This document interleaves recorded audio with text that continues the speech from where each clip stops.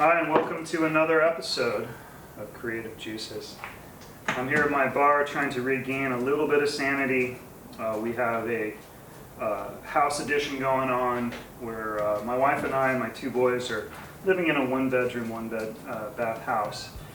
And so I'm a little frazzled, gotta head out to the barn. This is my creative space where it's kind of a mess, but that's okay. I can watch movies, listen to music, and drink and pretend I work in a tasting room still and entertain. So I'm going to entertain you a little bit.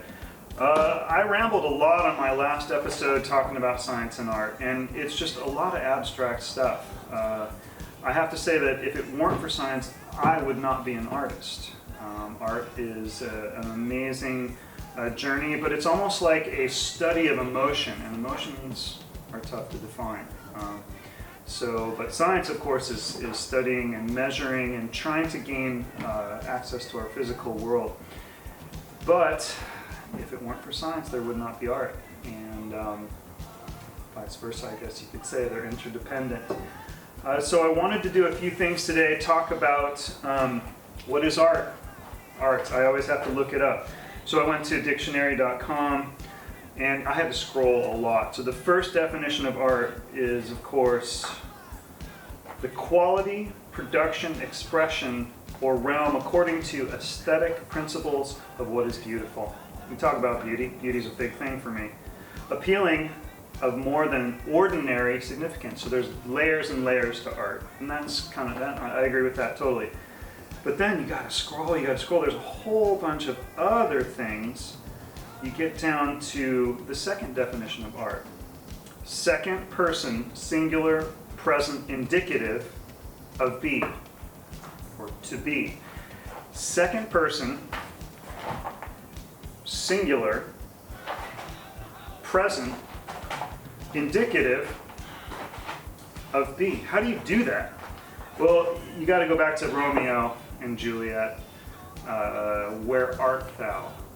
I always say that to my kids. Bryce, where art thou?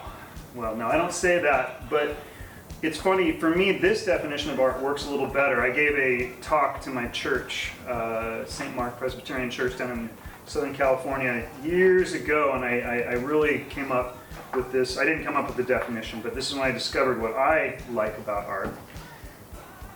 Because you can take a piece of art, this is something I made, and be like, well, this is a second person. This is something that I did. It's almost a person.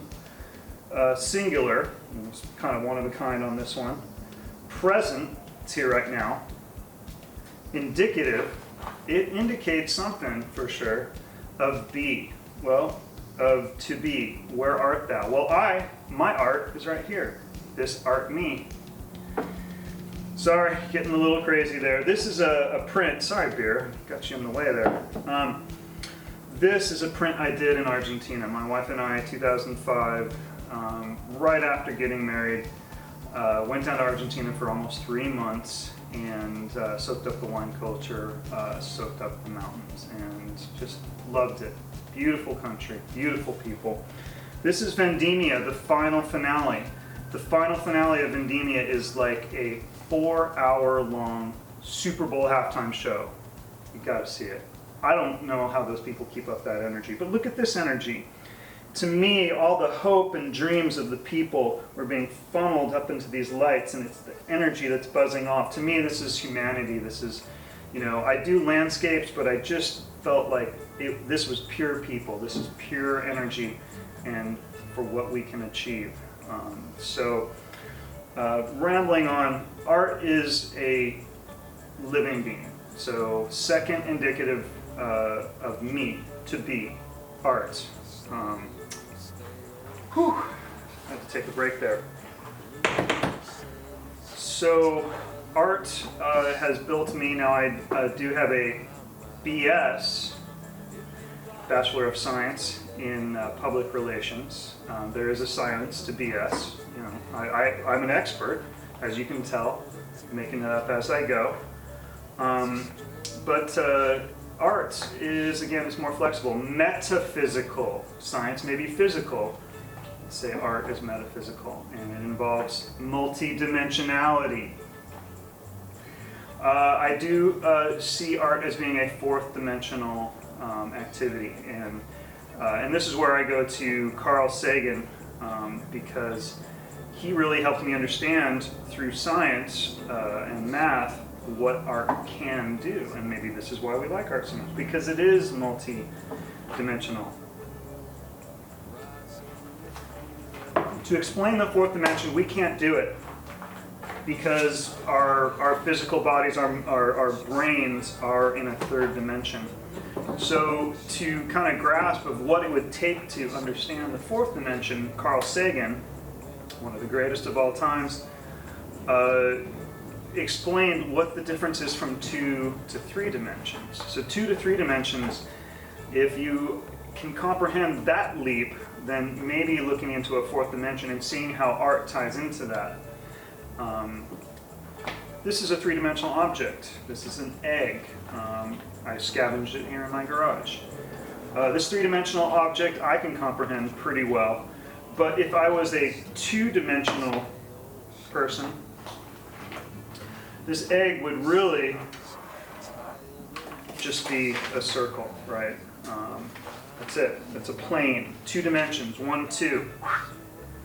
So if this egg was looking down at me and said, hey, I want to go visit Chris, it would go, whew, but I would only see a pancake of that egg. That egg would still just look like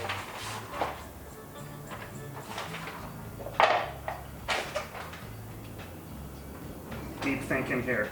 So not only would this egg just be like a pancake, but it would just show up out of nowhere. Like, where did you come from, egg? I didn't see you before. And then now I see a pancake.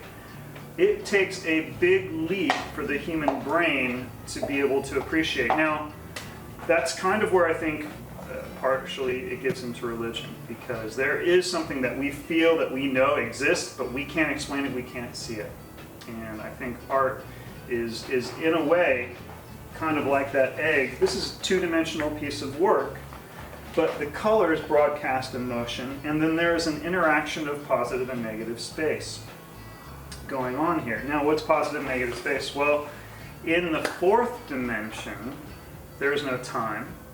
So whatever I see, I would see not only the beginning but the end of this, and that's hard for us to comprehend. I can't see something in the beginning and the end of it all at the same time.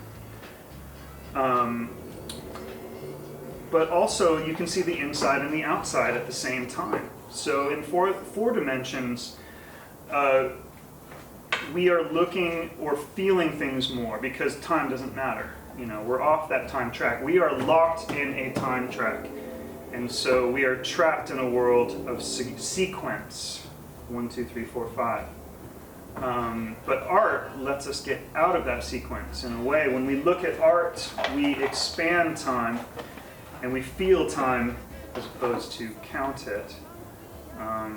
Getting a little crazy out there. I didn't mean to go to the fourth dimension. Now, I don't know about 5 dimensions. You have to talk to some other scientist about that. That's going way beyond my capabilities. But when you look at a piece of art, it kind of grabs you. And every time you look at it, it's a little different because as you change, the way you react to it changes. So art does exist outside of time in a way. And I'm just using a two-dimensional image. I'm not talking about, ballet, lots of different forms of art. They capture your attention and that pulls you out of the normal sequence of time. But also, art is a positive and negative space. My son, I was very proud of him, showed me the Fedex symbol and said, Daddy, you see the arrow? I'm like, I see Fedex, the symbol Fedex. I was like, no, there's an arrow. And I looked in there, and in between there, he was right. He was looking at the negative space of the logo, and people pay lots of money to have a logo that can manipulate negative space like that, because that's the subconscious. So art is subconscious and without time, and it feels, we know it's right, we know it's truth, we don't know how to measure it, but that's kind of what I'm working with today. And so I'm extracting a little time, kids are watching a little TV, have a little moment here. Thanks for joining me. I'll try to keep a little bit of new photography going on my Instagram and websites purdypictures.com. I used my Instagram as iBeholder. I don't know what I was thinking. Because beauty is in the eye of the beholder, and there wouldn't be beauty if we didn't have these eyes to check it out, or we didn't exist. There's no beauty without us. We make beauty. On and on. Thank you guys. We'll see you next time. Please hit me up, and see you soon. Thank you.